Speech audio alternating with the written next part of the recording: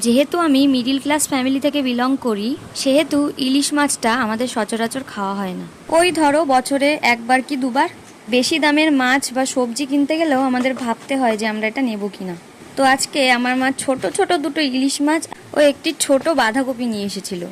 তাই ইলিশ মাছের মাথা দিয়ে আজকে বাঁধাকপি রান্না করেছিলাম। প্রথমেই বাঁধাকপিটাকে ভালো করে কেটে নিতে হবে ঝিরিঝিরি করে, সাথে নিতে হবে আলু, টমেটো ও কাঁচা লঙ্কা। এরপর মাছের মাথায় ভালো করে নুন ও হলুদ মাখিয়ে নিতে হবে। কড়াই গরম হলে তাতে রিফাইন তেল দিয়ে আলুগুলোকে ভালো করে লাল লাল করে ভেজে নিতে হবে। ফোড়নে দিয়ে দিতে হবে গোটা জিরে, তারপর দিয়ে দিতে হবে মাছের মাথাগুলো, যেগুলো আমি আগে থেকেই ভেজে রেখেছিলাম। খুন্তির সাহায্যে মাথাগুলোকে ভালো করে ভেঙে দিতে হবে। লাল লাল করে ভেজে নিয়ে বাঁধাকপিগুলো দিয়ে দিতে হবে। সাথে দিতে হবে কেটে রাখা আলু, টমেটো ও কাঁচা লঙ্কা। দিয়ে দিতে হবে স্বাদ অনুযায়ী নুন ও হলুদ। বাঁধাকপিটাকে লো ফ্লেমে ঢেকে ঢেকে রান্না করে নিতে হবে। ভাজা হয়ে তেল ছাড়লে নামিয়ে নিতে হবে।